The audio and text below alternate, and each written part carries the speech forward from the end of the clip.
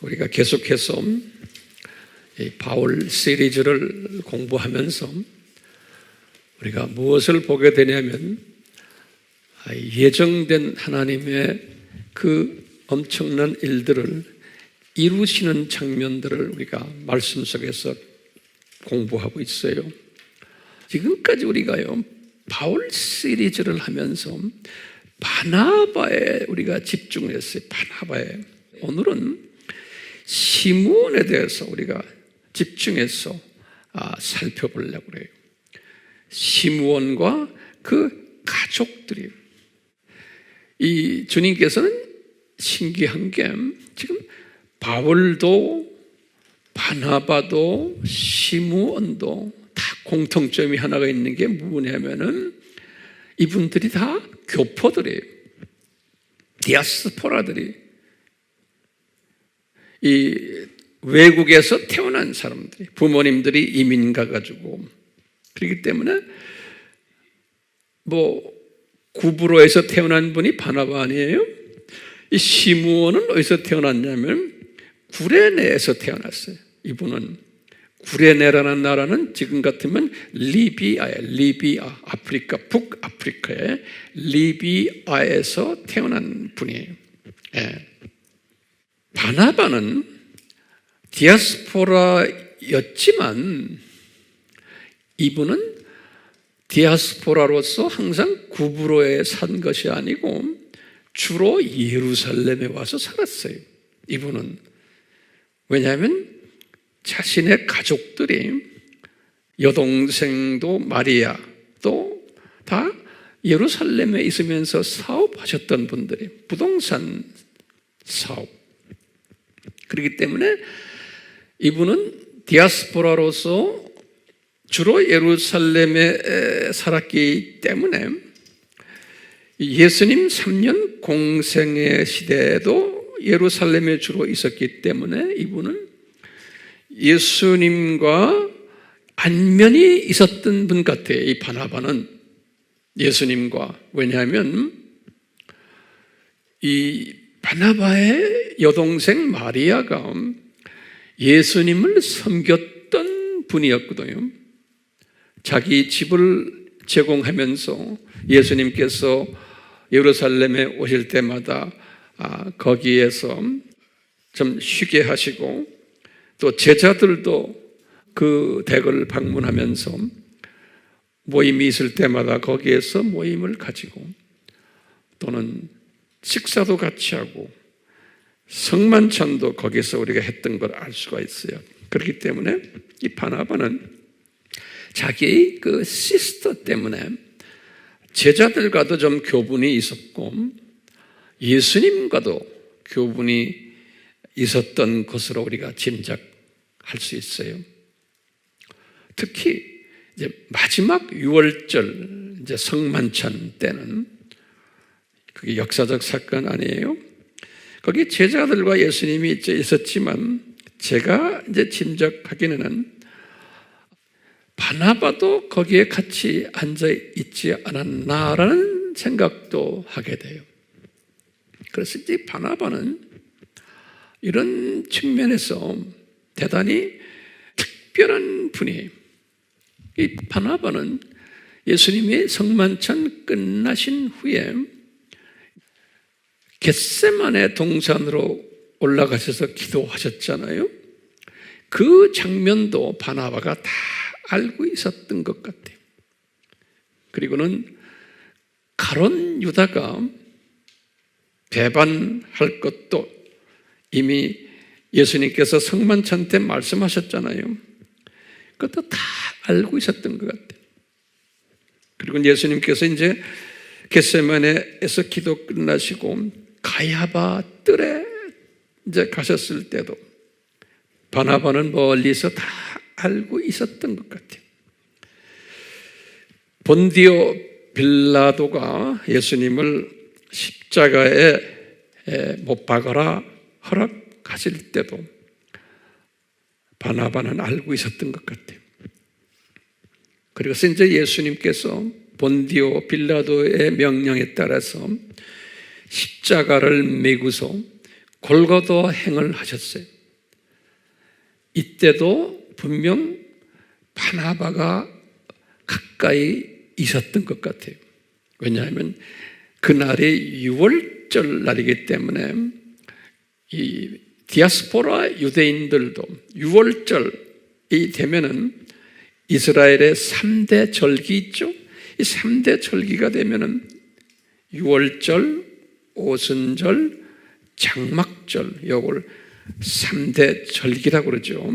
요 3대 절기 때마다 디아스포라 유대인들이 예루살렘으로 모여들었거든요. 그래서 지금 이 날이 예수님이 십자가 지시는 날이 6월절이기 때문에 엄청난 디아스포라 유대인들이 예루살렘을 가득 채웠어요. 어떤 사람들은 약 한 150만 명 정도가 그 도시에 꽉 차 있었을 거다라고 보는 거예요. 이제 그런 그 큰 잔치 날인데 예수님께서 십자가를 어깨에 지시고 걸어가시는 거예요. 그러니까 이 걸어가시는 장면을 우리가 이제 연상을 해보는 거예요. 그럴 때 12 제자들께서는 좀 멀리 있었다라고 우리가 보는 거예요. 거기에 군중 속에 있었지만, 그렇지만 바나바는 제 생각에는 가까이 있었던 것 같아요. 이 중에 특히 유월절을 기념하기 위해서 예루살렘에 왔던 시므온, 리비아의 출신 시므온, 이 사람은 아주 가까이 예수님의 십자가 지고 가시는데 따라갔던 것 같아요. 그 시므온만이 아니고 시므온과 그 사모님 그리고 두 아들들, 그 성경에 보면 그 아들들 이름이 로마서 16장 13절에 나와요. 어머니와 아들이 알렉산더와 루퍼라 그래요. 알렉산더와 루퍼예요. 이 두 아들들과 같이 예수님이 십자가를 지실 때 바짝 거기에 붙어서 갔던 것 우리가 확인할 수가 있어요. 이런 상황 속에서 바나바를 우리가 보는 게 바나바가 그 당시에는 시므온과 그 가족들이 옆에 있는 거를 있었지만 보질 못했죠. 바나바가. 그렇지만 바나바의 입장에서는 예수님이 이렇게 십자가를 지고 가시는 그것도 이분이 다 보셨을 것이라고 저는 보고 있어요. 예. 이런 그 배경 속에서 우리가 지금 시므온을 한번 초점을 맞춰서 한번 볼 필요가 있는 거예요. 이 시므온은 바나바가 옆에 있는 것도 몰랐죠. 서로가 모르는 사이니까. 지근거리에서 시므온은 지금 예수님 십자가 미는 걸 이제 보고 있었는데, 예. 이렇게 어떤 일들이 있었어요. 로마 군인들이 예수님이 이제 무거워서 넘어지시니까 시므온에게 이 십자가를 대신 지게 하는 이 일들을 일으켰어요. 그렇기 때문에 우리가 오늘은 이 사건을 이렇게 보면서요, 그 장면을 한번 우리가 그림을 그려봐요. 이 시므온이 이렇게 딱 이거 지금 예수님의 십자가를 지고 갈 때 그 주변을 한번 보세요. 바나바도 그 주변에 있었고 12 제자들은 조금 멀리 있었지만 12 제자들 중에서 요한이 항상 그 예수님의 어머니 마리아 옆에 있었어요. 요한이. 그래서 12 제자들 중에서도 요한이 항상 예수님의 십자가에 가까이 있은 것으로 성서에는 기록되어 있어요. 요한복음 19장 26절 또는 25절 요 25절, 26절에 보면 그 장면이 나와요. 그러니까 요한이 예수님 십자가 달렸을 때도 바로 밑에 어머니 마리아와 옆에 계신 것을 알 수가 있어요. 그럴 때 예수님께서 십자가에서 이렇게 내려다보시건 요한에게 우리 어머니 잘 모셔라 이렇게 부탁하는 장면이 지금 요한복음 19장 25절, 26절이에요. 이런 가운데 이 예수님의 십자가를 메고 갔던 시므온은 어디에 있었을까요? 한번 상상해 보세요. 시므온도 분명 예수님 십자가 바로 밑에 있었을 거예요. 시므온도. 그건 본인이 원해서가 아니고 십자가를 메고 갔기 때문에 시므온이 있었다면 항상 그 사모님과 두 아들들도 같이 있었을 것으로 보는 거예요. 그러니까 이것이 엄청 신비스러운 거예요. 오늘은 이 시므온에 관계되는 이야기를 좀 같이 성령님이 조명해 주시는 대로 한번 나눠보려고 그래요. 예수님의 이 십자가 사건은 이게 우리 공부했지만 창세전에 디자인된 삼위 하나님의 디자인이에요. 그래서 우리가 이것을 예수님의 십자가 사건을 하나님의 신비다. 그래서 하나님의 신비다. 네.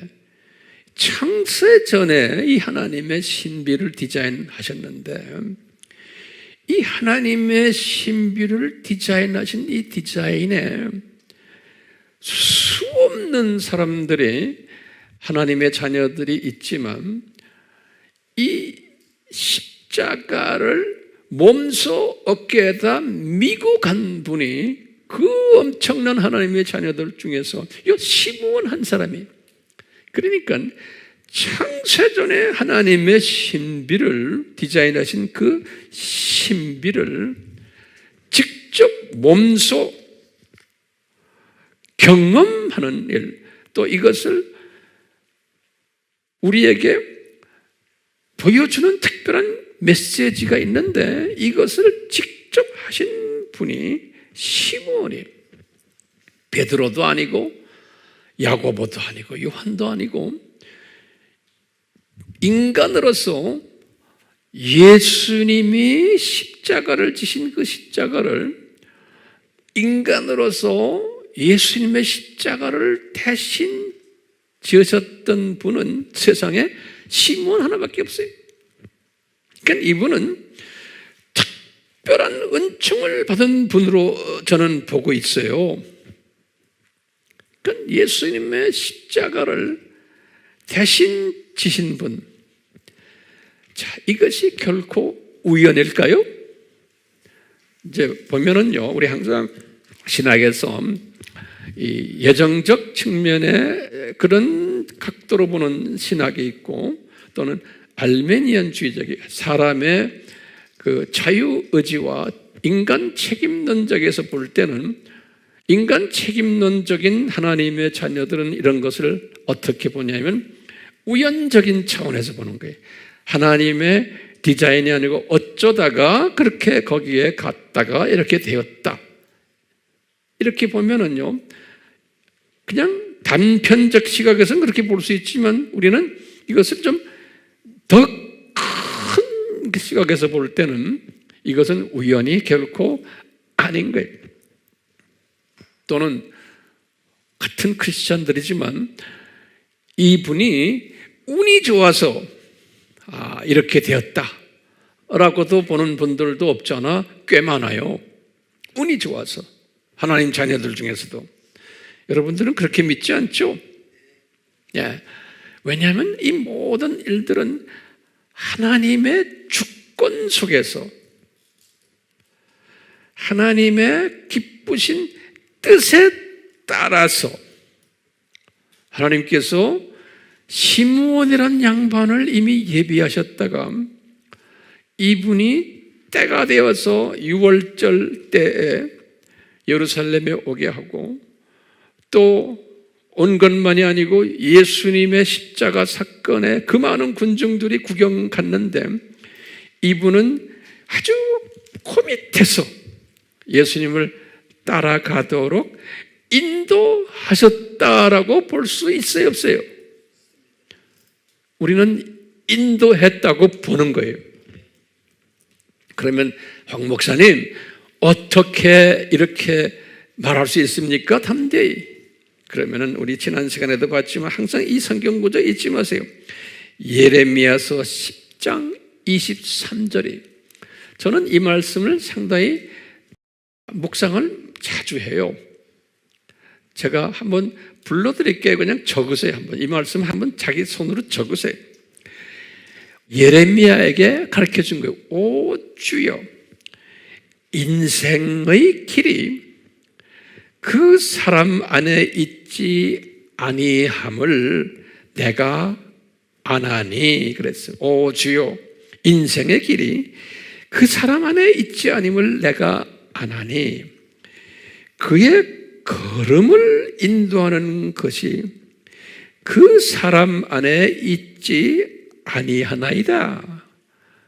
이렇게 예레미야가 고백했어요. 이것보다도 더 솔로몬이 깨달은 고백이 있어요. 같은 내용인데 잠언 16장 9절에 솔로몬은 이렇게 말했어요. 사람의 마음이 자기의 길을 계획하나 사람이 자기 마음으로 자기의 길을 계획하나 주께서 예수님께서 그의 걸음을 인도하시느니라. 기가 막힌 말씀이에요. 그러니까 인간이 자유의지를 통해서 내가 지금 계획해서 가지만 그때도 성령님이 간섭하신 거예요. 우리 하나님의 자녀들은 비하나님의 자녀들도 마찬가지예요. 그렇지만 걸음을 인도하는 분은 누구라고요? 예수님이시라는 거예요. 그러니까 이것을 저는 항상 묵상해요. 한 걸음 한 걸음 걸어가면서도 오늘 하루도 주님께서 나를 여기까지 인도하셨구나. 그러면 내가 이 고백을 할 때마다 누가 기뻐하시겠어요? 예수님이 대단히 기뻐하세요. 너 나의 자존심을 높이는구나. 정말 나를 경외하는구나. 예수님의 반응인 거예요, 나한테. 그렇기 때문에 항상요, 주님, 지금 이 시간에 여기와 앉아있는 것도 이것이 내가 앉아있는 게 아니군요. 성령님께서, 주님께서 성령님을 통해서 내 발걸음을 여기까지 인도하셨네요. 이 믿음이. 이 믿음은 아무나 가지는 게 아니에요. 그렇기 때문에 이 믿음을 항상 묵상을 하면은 어떤 일이 일어나도 예수님이 하셨구나 라고 믿고 있기 때문에 마음에 평강이 있는 거예요. 마음의 평강이. 지금 이 시므온도 마찬가지예요. 예수님의 십자가를 지도록까지 인도를 이렇게 쭉 가신 거예요. 시므온의 라이프 속에서. 우연히 절대로 아닌 거예요.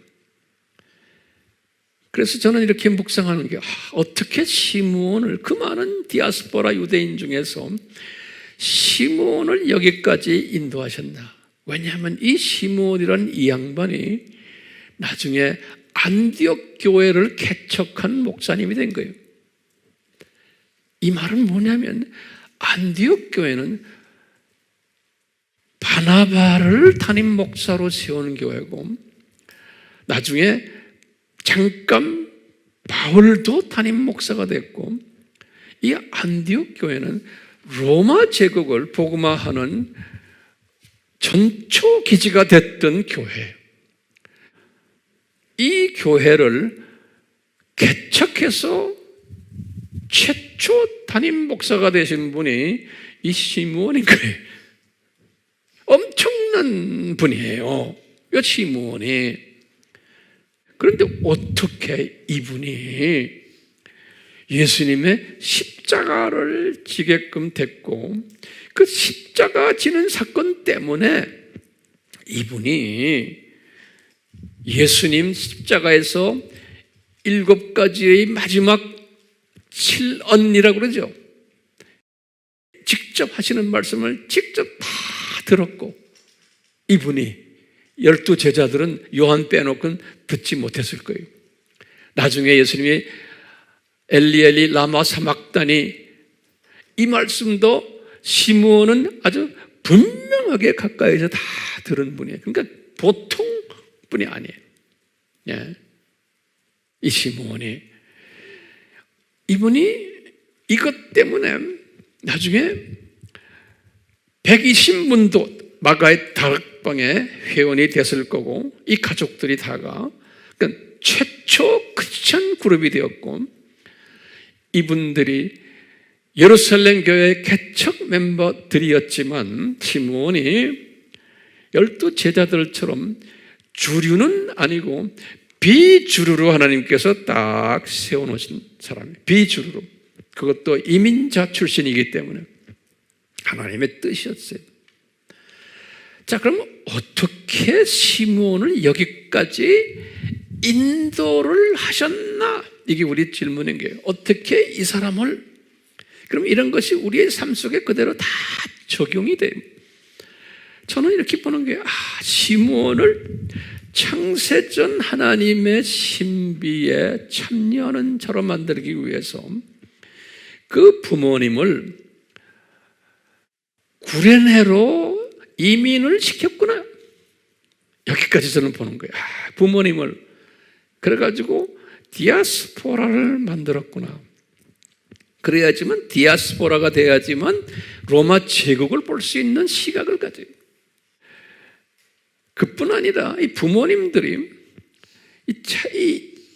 열심히 유대 율법에 아주 충실한 사람들로 만들어 놔가지고 이 부모님들이 자녀들을 이렇게 교육시키셨구나. 그래서 이 부모님들이 3대 절기 때마다, 이 3대 절기는 신명기 16장 16절에 보면 딱 나와요. 3대 절기가 신명기 16장 16절에 유월절, 그 다음에 뭐예요? 오순절, 그 다음에 장막절, 그래요. 7절기 중에서 3대 절기가 있어요. 그러니까 최소한 디아스포라들은, 신앙심이 투철한 분들은 이 3대 절기 때 예루살렘에 가서 이 절기를 지켜야 되는 거예요. 그러니까 이것을 부모님들이 어릴 때부터 시므온을 가르쳐 준 거예요. 그러니까 시므온이 이제 자기가 결혼해가지고 아들을 둘을 낳았을 때도 똑같이 부모님의 그 가르침에 따라서 6월절에 돼가지고 지금 예루살렘에 오게 된 거예요. 예. 그러니까 자연스러운 거죠. 이분이 6월절 아침에, 예수님이 아침 9시에 십자가에 못 박혔거든요. 그러니까 훨씬 아침 새벽에 이분이 예수님의 십자가를 미고 갔던 것 같아요. 그러니까 온 가족이 지금 이렇게 하면서 가까이 예수님의 그 미고 가는, 십자가를 미고 가는 모습을 따라가면서 예수님이 채찍에 맞으시는 것도 다 실제로 목격한 사람이, 이 사람이 가까이서 예수님이 고통을 받으시는 부분들 다 목격하고, 예수님만이 아니고 그 사모님도 따라서 그 두 아들들도 그 예수님의 그 아파하시는 그것을, 이것을 다 보면서 따라갔고, 이 사모님과 이 아들들은 자기 아버지가 이 십자가를 대신 미는 것도 다 본 거예요. 그리고는 이제 이 골고다로 가서 이제 십자가에 아침 9시에 예수님이 못 박히시는 장면도 다 보고 아주 가까이에서 다 봤어요. 그래가지고는 6시간 동안 예수님이 고통당하는 모습도 다 보고, 이분이. 그리고는 마지막 엘리 엘리 라마 사막단이 예수님 말씀도 귀로 분명하게 듣고, 예수님이 숨을 거두시는 것도 이분이 아주 정난하게 다 보고, 뿐만 아니라 아리마대 요셉이 빌라도에게 가가지고 예수님 시체를 달라고, 그래서 그 시체를 받아가지고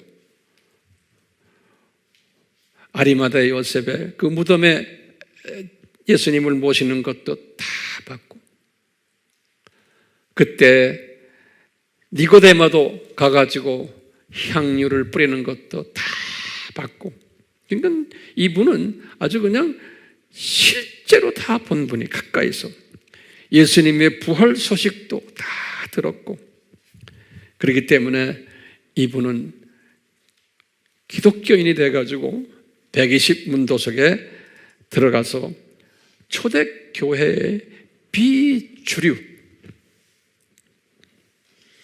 그룹에 들어간 그러한 특별한 은총받은 분이었어요. 자, 이런 가운데 우리 지난 시간에 공부했지만 주후 32년에 이 바울을 통해서 스데바니를 이제 순교케 하고 33년에 예루살렘 교회가 쑥밭이 되는, 그래서 다 흐트러지는, 우리 지난 시간에 제가 지도를 그리면서 설명을 다 해드렸어요. 이런 가운데 예수님께서는 이분을, 성령님이 이분을 어디에다 인도했어요? 안디옥으로 인도케 하신 거예요. 기가 막히게요. 그 안디옥까지 올라가 가지고 이분이 개척교회를 한 거예요.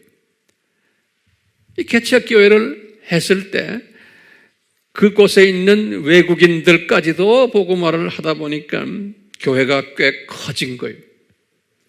성서에는 그렇게 되어 있어요. 교회가 꽤 커지니까 성령님께서 예루살렘에 있는 베드로와 야고보와 요한에게 분명히 말씀하셨을 거예요. 지금 저 예수님의 십자가를 메고 간 저 비주류의 시므온이 지금 어느 정도 교회 사이즈가 크게끔 해서 여러 가지로 도움을 요청하는데 우리가 바나바를 그 위에 파송하자. 그래서 이제 바나바가 파송되어서 올라갔어요. 바나바가 파송이 되자마자 바나바가 거기에 있었을 때 성령님께서 바나바에게 또 이 시므온에게 특별히 뭐라고 그러냐면, 이 우리를 핍박했던 저 사울, 저 사람 지금 엎어지면 코다할 때 그 옆에 다소에 있는데 그분 모셔다가 같이 동역해라 라는 메시지를 바꾸는, 이제 바나바를 그곳에 파송해가지고 모시고 왔잖아요. 와서 이제 5명이에요. 바나바가 이제 지도자가 됐고, 시므온은 참 훌륭한 분인 게, 바나바가 예루살렘에서 파송되었을 때 시므온은 바나바를 담임 목사님으로 본인이 모시고 본인은 부목사님으로 내려오신 거예요. 이렇게 해서 이제 같이 사역을 했잖아요. 예. 이런 사역을 하면서 시므온에게 또 성령님이 말씀하시는 거예요. 요 바나바와 사울을 선교사로 내보내라. 그러니까 시므온이란 이분은 뒤에 숨어서 이 로마 제국 복음화라는 큰 그림 안에서 하나님의 선별된 사랑하는 두 종들을 세워주는 일을 하면서 본인은 숨어버리는 이러한 일을 했던 분이에요. 그렇기 때문에 시므온은 자기와 같이 일하는 루기오와 마나엔과 같이 이 바나바를 세워주고 바울을 세워줬던, 그래서 이분들을 우리 지난 시간에 공부했듯이 구부로로 해서 1차 선교 여행을 보낼 때 뒤에서 물질 대어주고, 분명히 물질 없으면 못 하잖아요. 물질은 항상 필요한 거예요. 물질 대어주고, 또 기도로 밀어주고, 또 교회의 모든 인적 자원들, 영적 자원들, 혼적 자원들 가지고 이분들의 이 선교를 도와주는 일에 앞장섰던 지도자가 요 시므온이었던 거예요. 시므온. 1차 여행 이렇게 끝난 다음에 우리 알잖아요. 예루살렘 총회로 내려가는 것도 제가 볼 때는 시므온이 지금 이렇게 저렇게 바울 선생님 당신의 신학에 대해서 말이 많으니 시므온이 내려가십시오. 우리가 내려가는 경비 다 대야 드릴게요. 그리고 우리가 바나바 선생님을 붙여드릴게요. 그래서 시므온이 뒤에서 다 이렇게 일들을 하지 않았나 이렇게 보고 있어요. 그러면서 이 사람은 성서에 보면 시므온이 이렇게 했다라고 누가가 기록하지 않았어요. 그러니까 이 사람은 뒤에서 숨어버리는 그러한 역할을 했던 분이에요. 예루살렘 총회를 끝내고는 바울 신학이 정돈된 후에 인정받은 거죠. 올라와서는 보면은 사도행전 15장 35절에 보면은 지난 시간에 제가 다시 말했지만 시므온이 이 바울을 잠깐 안디옥 교회 담임 목사로 또 세우셨던 것 같아요. 그러니까 이 시므온은 이렇게 바울과 바나바를 뒤에서 세운 것만이 아니고 뒤에서 물질 대주고 인적 자원, 혼적 자원, 영적 자원을 다 이렇게 보태주는, 이렇게 보면 숨어서 뒤에서 서브하는 하나님의 종들을 세우는 일들을 했던 분이 시므온으로 저는 보고 있어요. 이런 가운데 이제 바나바와 바울은 이렇게 이 세움을 받으면서 시므온의 가치를 내 생각에는 잘 모르셨던 것 같아요. 그러니까 항상 우리는 혜택을 받을 때 이 혜택이 그냥 자동적으로 오는 걸로 생각하는 게 일반적인 사람의 그 속성이에요. 예. 그래서 바울은 선교 마인드가 투철했고 바나바도 마찬가지니까 바울이 1차 여행 끝나고 예루살렘 총회 끝나고 갈라디아서를 다 저술하시고는 이제 주 50년에 이런 이야기가 나와요. 바나바에게 바울이 제시를 해요. 바나바요, 우리 1차 여행 갔다 왔잖아요. 우리 2차 여행 떠납시다. 이번에는 어디를 가냐면 우리가 1차 여행 다녔던 그곳을 다시 한번 섭렵합시다. 섭렵하면서 그곳에 우리가 심어놓은 하나님의 자녀들, 또 조그마한 가정교회들을 우리가 방문하면서 그분들 격려해주고 도와줍시다. 이렇게 이제 바울이 제시를 했어요. 누구한테요? 바나바에게 제시를 했어요. 사도행전 15장 36절에서 38절에 보면 그 이야기가 나와요. 중요한 이야기예요. 이 이야기는. 그러니까 바나바가 그 말을 듣고는 제안하는 거예요. 사울아, 우리가 마가를 데리고 가자 그러는 거예요. 그러니까 바울이 열을 받은 거예요. 열을 받아가지고 그 젊은이 절대로 안 데려가요 그러는 거예요. 중간에 나한테 무례하게 행동한 그 형제 나 안 데려가겠다. 그래가지고 바나바와 거기 15장 39절에 뭐라고 그러냐면 심하게 의견 대립이 있었다 그랬어요. 우리나라 말로 그렇게 표현해 놨어요. 심하게 두 분이 의견 대립을 가졌다 그랬어요. 그렇기 때문에 하나님의 유명한 종들이라고 그래서 심하게 의견 대립을 안 할 수가 없는 거예요.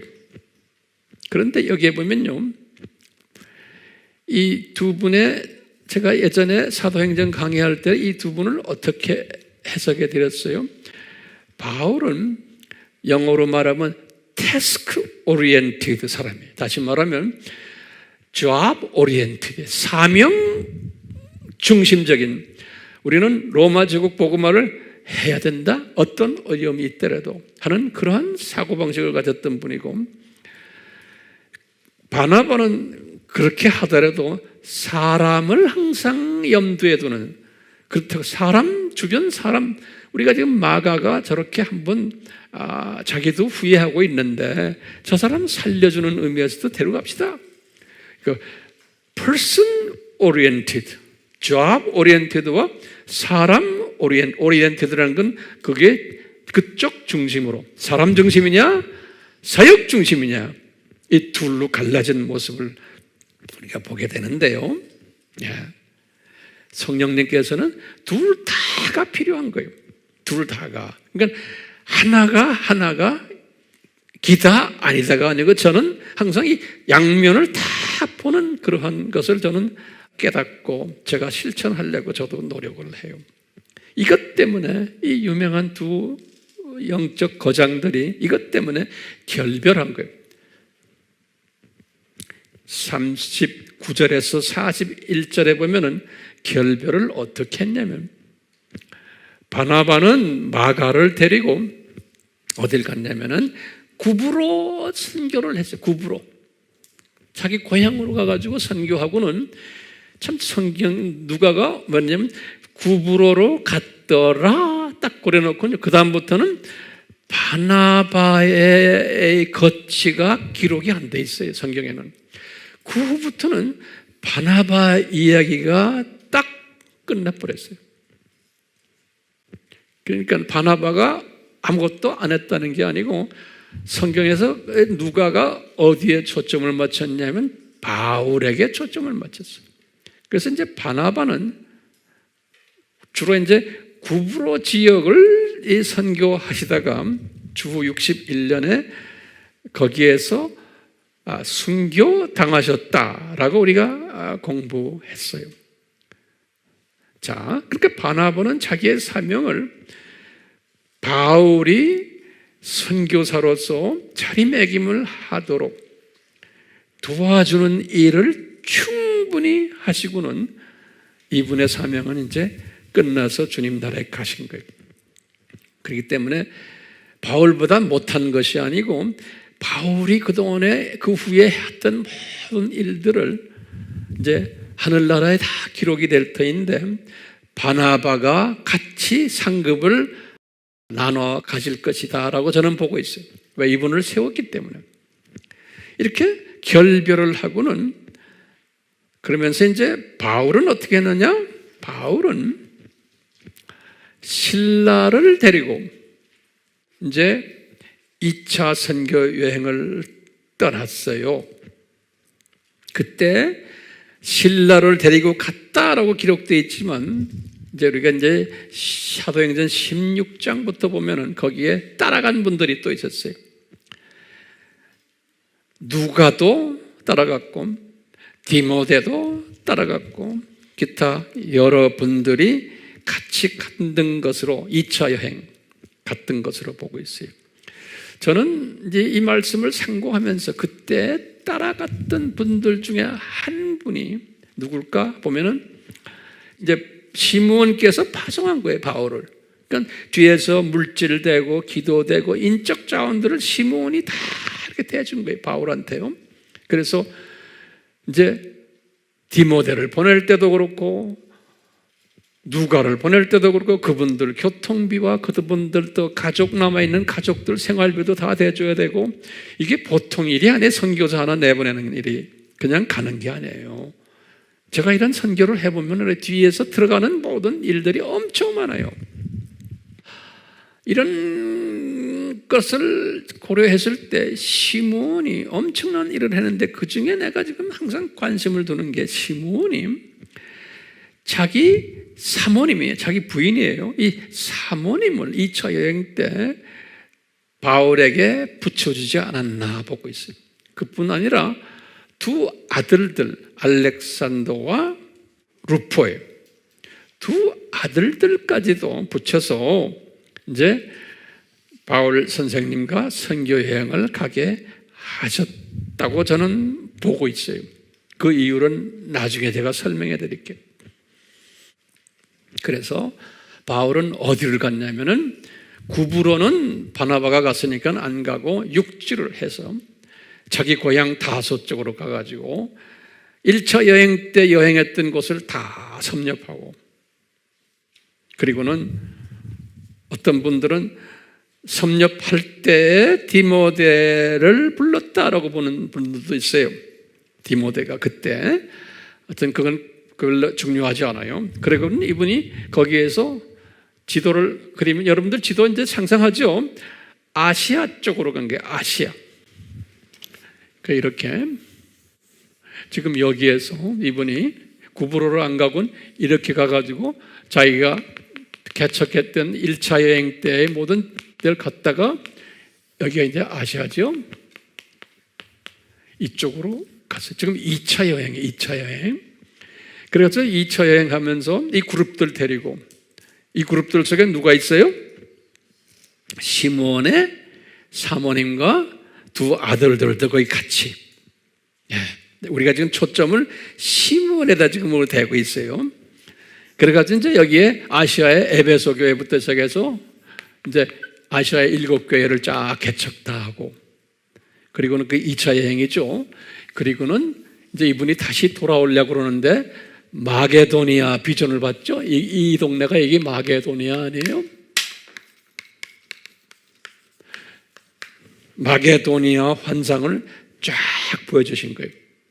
그래서 바울이 여기에서 마게도니아로 이제 넘어간 거죠. 여기가 이제 아시아와 유럽의 경계선이거든요. 여기가 지금도 이스탄불에 거기 가면 아시아와 유럽의 경계선 안에 이스탄불이 바로 여기 있거든요. 경계선이.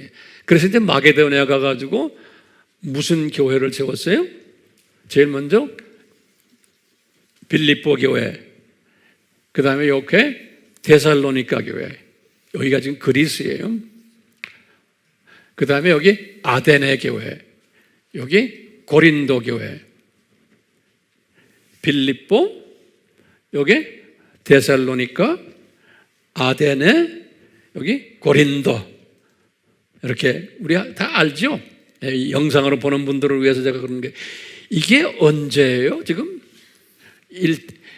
1차가 46년에서 48이고 1차가, 2차가 지금 50에서 52년에 여기가 2차, 지금 2차 성경이 이렇게 하는 거예요. 이렇게. 이럴 때 무엇이고 다녔던 분들 중에 그 사모님하고 두 아들들이 있었다는 것을 항상 생각하세요. 그래가지고요, 여기서 이 선교여행을, 그 유명한 교회들을 이때 다 2차 때 개척해 놓은 거예요. 그 유명한 교회들을 2차 때 개척해 놓고, 이 사도 바울의 이 그룹들이 어디로 다시 귀환했어요? 이분들이 여기 안디옥으로 귀환한 거예요. 그렇기 때문에 이 안디옥이 미션 센터였고, 거기에 센터장이 누구예요? 시므온인 거예요. 센터장이. 그러니까 시므온은 대단한 사람이에요. 이 주님의 그 큰 일을 필드에서 뛰는 사람들을 만들어주는 일을 했고, 또 이분들을 도와주는 일을 했고, 뒤에서 교통정리해주는 일을 하면서 자기 가족까지도 거기에 참여시켰던 이런 훌륭한 분으로 저는 보고 있는 거예요. 그냥 자기 사모님까지. 왜냐하면 나중에 우리가 바울이 이런 말 하죠. 그 사모님은 내 어머니다 그랬어요. 로마서 16장 13절에 보면요. 그러니까 바울의 어머니다 그러니까요. 어머니의 역할을 했던 것 같아요. 선교지를 다니면서 따라다니면서 뭐 빨래도 해주고 음식도 만들어주고 또 어머니 역할 뒷바라지 다 해주면서 이렇게 그러면서 그 남편은 뒤에서 물질을 대고 또 이 남편은 교인들이 기도와 물질을 대도록 계속 주일마다 설교해주고 그 집안이 보통 집안이 아닌 거예요. 그러니까 바울이 볼 때는 이분이 얼마나 고마운 분인지 모르는 거예요. 이 시므온이. 그러니까 엄마 이렇게 불렀던 모양이에요. 이 말은 연세도 시므온이 바울보다 훨씬 더 많았던 것으로 짐작할 수 있죠. 그 시니어예요. 젊은 분이 아니에요. 시니어이기 때문에 그 부인 사모님도 나이가 바울보다 훨씬 많았던 것 같아요. 그러니까 어머니라고 불렀던 어머니라고. 네. 그리고 바울이 이렇게 해서 탁 끝내서 본부로 돌아온 거예요. 본부로 돌아와서 이분이 한 6개월 정도 있다가 53년에 또 이제 3차 선교여행 떠나죠. 3차 선교여행을 떠날 때 안디옥에서 또 파송하는 거예요. 그래가지고 이 개척한 교회들을 쫙 돌아보는 거예요. 그러니까 우리가 선교사들은 항상 자꾸 방문해가지고 거기에 있는 현지인들을 격려해주고 세워주고 비전 넣어주고 그 일이에요. 저도 그 일들을 지금 과거 30년을 지금 하고 있어요. 자, 이런 가운데 3차 여행을 딱 떠날 때 떠나자마자 바울이 무슨 생각을 하면서 떠나냐면은 아하, 이 로마 제국을 보고만 하려면은 이 안디옥이 너무나 떨어져 있다. 거리상으로. 그러니까 이 사람은 전략가이기 때문에 미션 센터를 여기가 로마거든요. 이 로마 있는 가까이에 옮겨야 되겠다. 그래서 제가 사도행전 강의에서도 그랬죠. 이분의 생각은 미션 센터를 어디로 옮기려고 생각했어요? 에베소로 옮기려고. 에베소로. 나중에 이제 에베소에서 이 로마까지. 그러니까 이 미션의 전략가예요, 전략가. 그래서 이 에베소로 미션 센터를 옮겨야 되겠다. 근데 이 미션 센터를 이쪽으로 옮기겠다 했을 때 시므온이 섭섭해하지 않았던 거예요. 기가 막히게. 시므온이 이 미션 마인드가 있는 분이기 때문에 그래, 옮기자. 아마 서로가 동의를 했던 것 같아요. 그래서 이 안디옥 교회의 모든 인적, 물적 모든 자원들을 이제 새로 이쪽으로 옮기려고 이제 같이 의논을 했던 것 같아요. 그래서 이제 옮겨서 이분이 3차 여행할 때 보면 3차 여행 하자마자 여기 들리지 않고 직접 에베소에 간 거예요. 이분이 3차 여행은요, 직접 에베소에 가가지고 거기에다가 신학교 하나를 오픈한 거예요. 항상 지도자 훈련이 필요하거든요. 그래서 그 신학교 이름이 뭐예요? 두라노 소원인 거예요. 요 53년에 두라노 소원을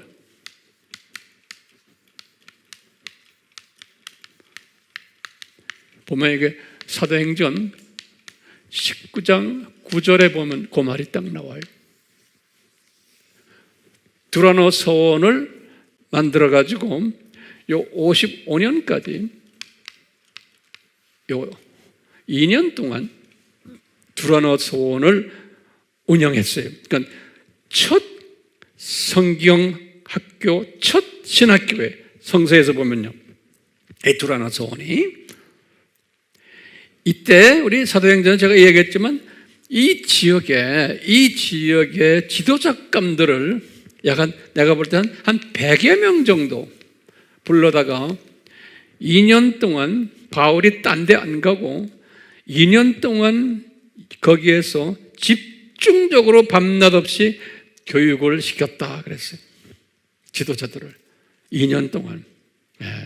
그러니까 이분의 그 전략은 교회만 개척해 놓으면 안 된다. 그 지도자들이 양성되어야 된다. 그래서 훈련을 시켰던 거예요. 그것도 1, 2년이 아니고 2년 가까이 집중적으로 바울이 이 에베소에서 그래가지고 여기에서 약 한 100명 중에서 한 30명 정도를 이 로마로 파송한 거예요. 로마로 여기. 예. 로마로. 나머지 한 70명은 각자 교회로 다시 보내고 그때 우리 알다시피 그 한 30명 파송된 선교사들의 이름이 어디에 나와요? 로마서 16장에 나오는 거예요. 로마서는 언제 썼냐? 여기 57년에 썼잖아요. 이때 로마서 16장에다가 기록해 놨어요. 바울이 이 로마서를 쓰면서 로마를 향해서 쓴 거거든요. 이게 고린도에 있을 때 쓴 거거든요. 57년에. 고린도에 있을 때 로마에 있는 기독교인들, 이미 복음화된 기독교인들, 특히 이분이 55년에 졸업생들 한 30명을 로마로 파송했거든요. 졸업생들을. 그래서 로마에 이미 로마 도시에 이 두라노 학교 졸업생들이 선교사로 파송돼서 여기저기에다 개척교회들을 많이 만들어 놓은 거예요, 이미. 예. 그 로마서라는 게 뭐냐면 로마에 있는 이 자기 제자들이 개척해 놓은 그 크리스천 그룹들에게 주로 편지를 쓴 것이 기독교의 기본 진리를 쓴 것이 로마서예요. 그래서 16장 마지막에 요 30명 자기 제자들에게 안부를 묻는 이야기. 수고한다 하고 그럴 때 보면 브리스길라 아굴라도 이미 거기에 가 있습니다. 이 비즈니스 피플들 아니에요? 이분도 거기 다 가 있어요. 자세한 건 우리 로마서 우리 강해를 공부하시면 다 나오잖아요. 제가 지금 거기다 관심 두는 게 뭐냐면 그 30명 중에 16장 13절이죠. 뭐냐면 시몬의 사모님과 아들 알렉산더와 루포 중에 두 번째 아들 루포 이름이 나와요. 이거 30명 중에 사모님과 둘째 아들 루포 이름이 나와요. 그러면서 그 사람들 안부 특별히 전해달라.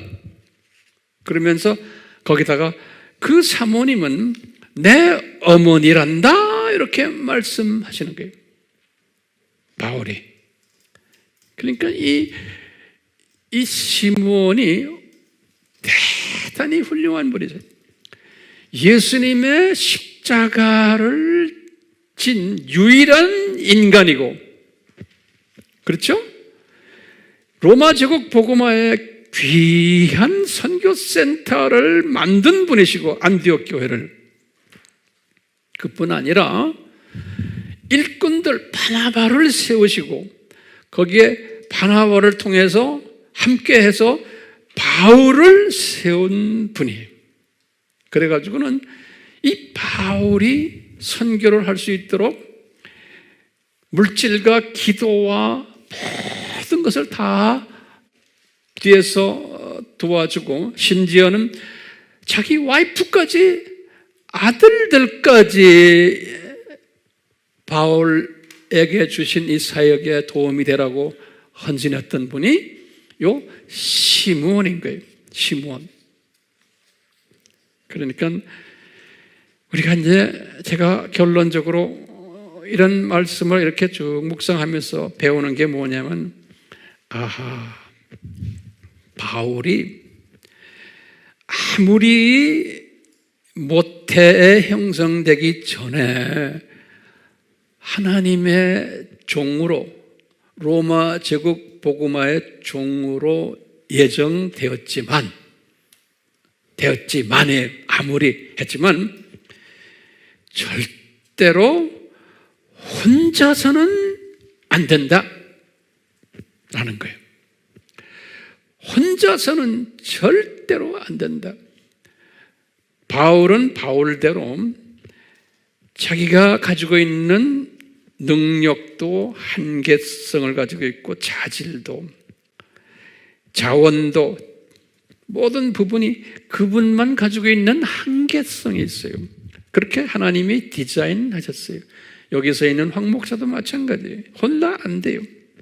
그렇기 때문에 때를 따라서 준비된 동역자들, 도우미들을 꼭 붙여주셨던 것을 우리가 알 수가 있어요. 세상 일도 마찬가지지만 이 하나님의 일은 이런 부분에서 아주 철저해요. 그렇기 때문에 혼자 다 하면은 사람은 그것 때문에 스스로 교만해져요. 그렇기 때문에 하나님이 그렇게 안 하세요. 항상 자기의 부족함이 노출되게 하고는 하나님께서는 그것을 보조해주는, 그것을 약한 부분을 보태주는 사람들을 항상 붙여주세요.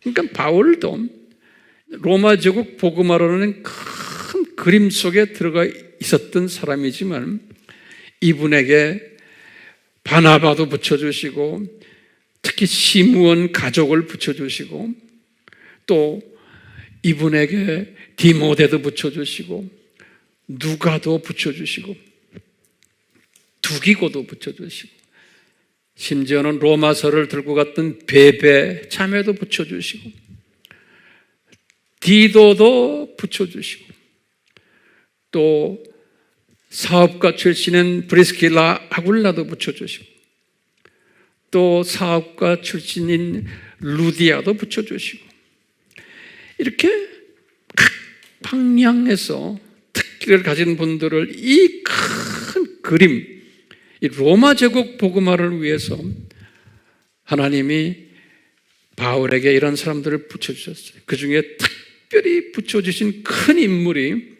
제가 볼 때는 시므온인 거예요. 시므온. 그렇기 때문에 바울은 현장에서 이렇게 뛰었지만 바울이 항상 이런 이야기를 해요. 내가 이렇게 뛰면 분명히 나에게 면류관 주실 것이다. 그래서 우리 공부했죠. 면류관이 뭐냐면 썩지 않는 면류관, 기쁨의 면류관, 의의 면류관, 영광의 면류관, 생명의 면류관, 이런 면류관들을 베드로도 그러고 야고보도 그러고 바울도 그러고 이런 면류관을 우리가 받는다 했을 때 요분들만 받는 게 아니라고 저는 믿어요. 이분들이 바울이 받아야 할 이 면류관들, 베드로가 받아야 할 이 면류관들, 뒤에 이름 없이 뒤에서 이분들이 일을 하도록 도우미 역할을 했던 이 숨겨놓은 하나님이 보내주신 이분들도 똑같이 이 면류관들을 나눠 가질 것으로 저는 확실하고 있어요. 그렇기 때문에 여러분들과 나와의 관계에서도 마찬가지. 우리에게 맡겨주신 이 사역을 할 때 여러분들은 각자가 있는 자리에서 디모데 역할도 하시고 베베 역할도 하시고 브리기슬라 아굴라 역할도 하시고 디도 역할도 하시고 루디아 역할도 하시고 바나바 역할도 하시고 시므온 역할도 하시고 각자가 주어진 역할들을 하시기를 바라요. 예, 비교하지 마시고. 그렇기 때문에 하나님께서는 다양하게 만드셨어요, 저희들을요. 그렇기 때문에 이 다양 속에서 조화를 잘하는 사람이 성령 충만한 사람이에요. 모든 사람을 다 다르게 주셨어요. 성품도 다르게, 은사도 다르게, 배경 모든 교육 수준도 다르게, 가정 이 모든 것이 다 다르게 주셨지만 큰 그림, 오늘날 우리의 큰 그림이 뭐예요? 예수님의 재림을 준비하는 이 그룹들은 서로가 다양한 것을 가지고서 이걸 가지고서 서로가 서로를 인정해주며 세워주며 격려해주며, 격려가 대단히 중요해요.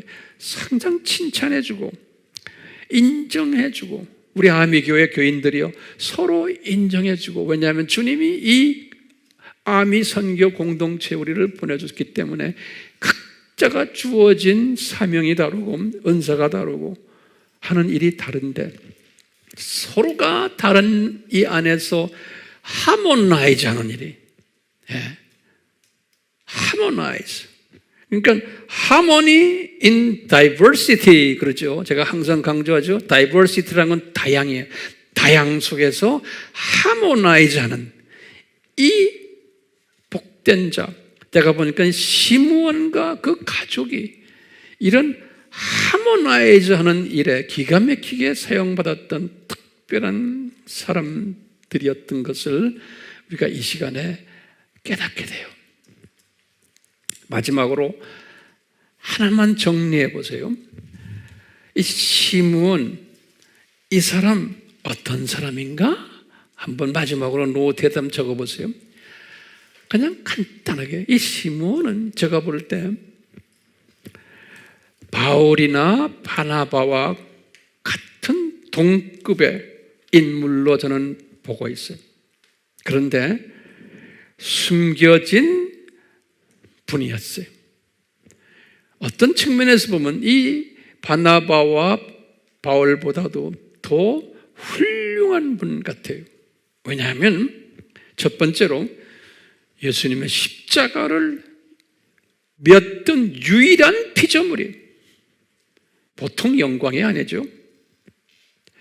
두 번째로 이분이 얼마나 소중한 분이냐면 로마 제국을 복음화시키는 첫 선교 기지를, 선교 센터를 개척했던 분이.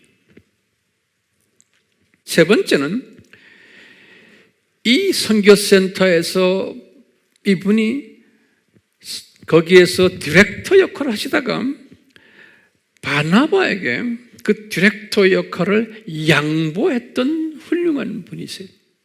바나바를 세우기 위해서.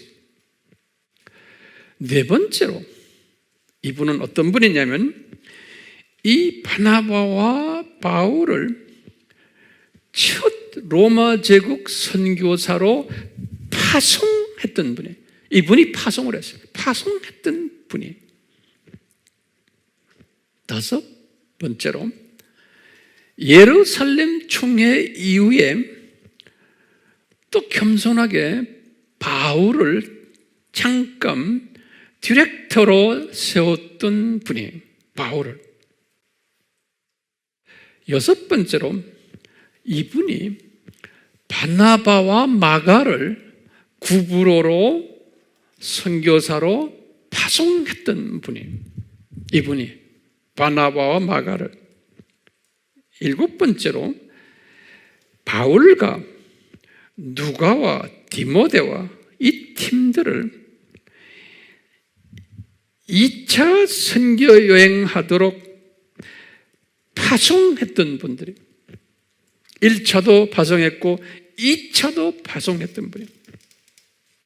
그뿐 아니라 2차 선교 여행 끝난 다음에 여덟 번째로 이 선교사 팀들이 와서 선교 보고를 할 때 대단한 환영 예배를 드렸던 분이에요. 환영 파티가 대단했을 것 같아요. 그렇게 우리가 상상을 해보는 거예요. 예수님이 얼마나 보고서 기뻐하셨겠어요? 항상 예수님의 시각에서 모든 사물을 보시길 바라요. 아홉 번째로는 우리 보면은요, 우리가 확실히 알 수 있는 게 이 사모님과 두 아들들을 두라노 소원에서 신학 훈련을 시키게 해가지고 이분들이 특히 그 둘째 아들과 사모님이 어디까지 갔어요? 로마의 선교사로까지 가도록 허락하신 대단한 남편이고 목사님이시고 선교사님이세요. 다시 말하면 10번째로는요, 온 가족이 다가 이 로마 제국 복음화에 헌신했던 특별한 분이심을 우리가 알 수가 있어요. 그렇기 때문에 이 분들, 지금 오늘 우리가 명시했던 이 다양한 분들이 하나님의 큰 그림이 뭡니까? 로마 제국 복음화에, 그렇죠? 이 로마 제국 복음화를 위해서 다양한 하나님의 사람들을 서로 만나게 해가지고 예비시키셨다가 만나게 해서 동력해 하시고 그러시면서 이 일을 이루시는 것을 우리가 지금까지 보고 있어요. 제가 마지막 한마디를 한다면, 오늘날 우리가 예수 그리스도의 재림이 가까운 이때 저희들을 이렇게 한자리에 만나게 하셨어요. 그 많은 사람들 중에서, 이 공간에서 또는 화면을 통해서 이 만나게 할 때는 분명 하나님의 숨겨놓은 뜻이 있다고 저는 보고 있어요. 그렇기 때문에 우리는 각자가 주어진 그 탤런트와 주님이 주신 그 잡과 모든 것을 가지고서 나와 다른 사람들도 인정해주고 한 그룹이라는 그 그룹 의식을 가지고 한 목표를 향해서 달려가는 그러한 우리 모두가 되기를 이 말씀 속에서 다시 한번 깨닫게 돼요. 그렇기 때문에 저는 여러분들의 담임 목사 리더로서 각자가 가지고 있는 장점들, 단점들 그대로 이렇게 내 눈에 보면서 다 사랑으로 안아주고 그냥 단점까지도 사랑스럽게 보이는 게 제 마음이에요. 장점은 말할 것도 없고 우리 모두가 이런 스피릿을 가지고 하루하루 주님을 섬기시기를 다시 한번 도전합니다. 아멘. 예.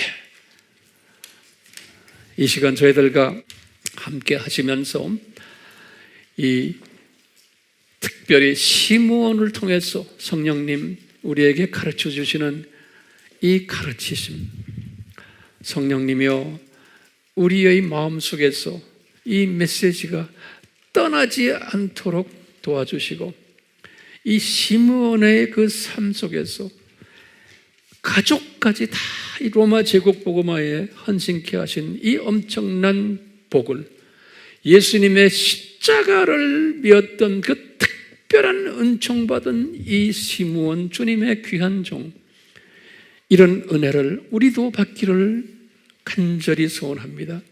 한 분 한 분에게 바나바에게 주셨던 그 은총, 바울에게 주셨던 그 은총, 시므온에게 주셨던 그 은총, 디모데에게 주셨던 그 은총, 심지어 베베에게 두기고에게 주셨던 그 은총, 우리에게 딸을 따라서 그 분량에 맞춰서 주심으로 그 다른 은총을 가지고 우리가 한 마음으로 한 비전으로 주님의 재림을 기다리는, 준비하는, 예비하는 우리 모두가 되도록 복을 내려 주시옵소서. 예수님의 이름으로 기도드리옵나이다. 아멘.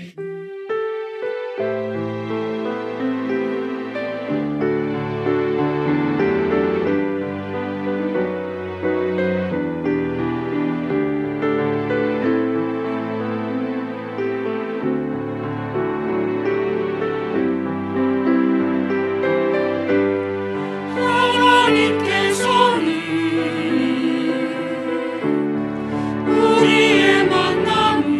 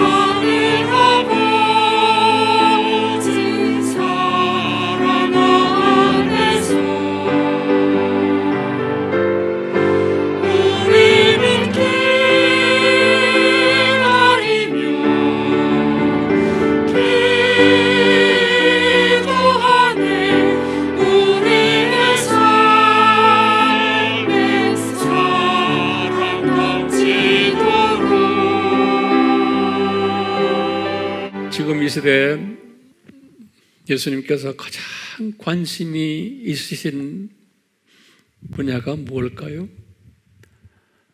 여러분들의 여러 가지 가정에서 일어나는 일들일까요? 안 그러면 사업일까요?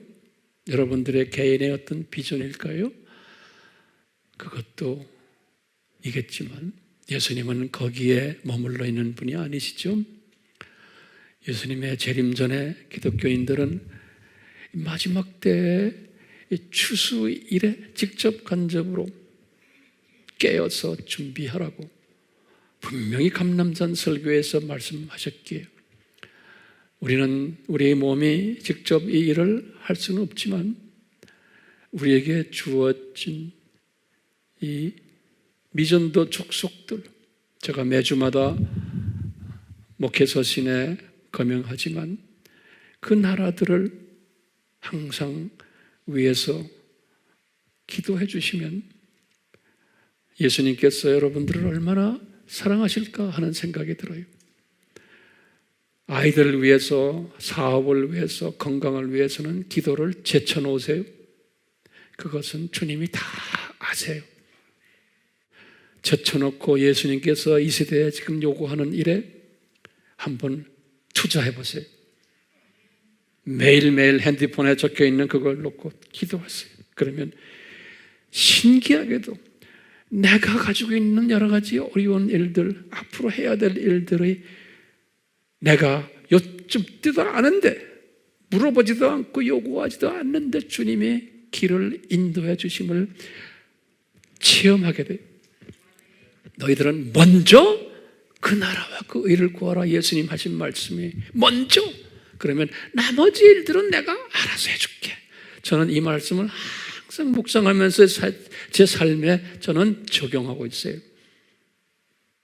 그러다 보니까 제가 이렇게 가족들 떠나서 이렇게 주님을 섬기는 일, 그러니까 주님께서는 저는 가족을 위해서 기도도 안 해요. 그런데 내 가족들 주님이 잘 인도하세요.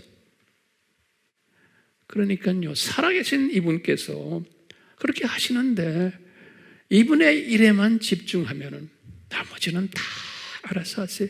그러니까 시각을 바꾸세요. 그게 믿음이 있는 사람이에요.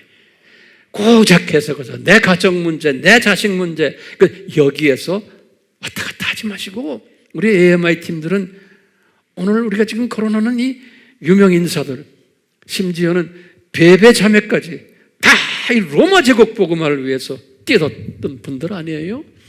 이분들 대열에 들어가는 여러분들 되시기를 다시 한번 축원합니다. 이 저희들이 지금 외치고 있는 이 메시지, 성령님이시오, 성령님이시오, 하나님 아버지의 사랑 안에서, 예수 그리스도의 은혜 안에서 반드시 우리의 삶 속에서 이루시고 우리의 삶을 통해서, 이 그룹을 통해서 영광 홀로 받아 주시옵소서. 예수님의 이름으로 기도드리옵나이다. 아멘.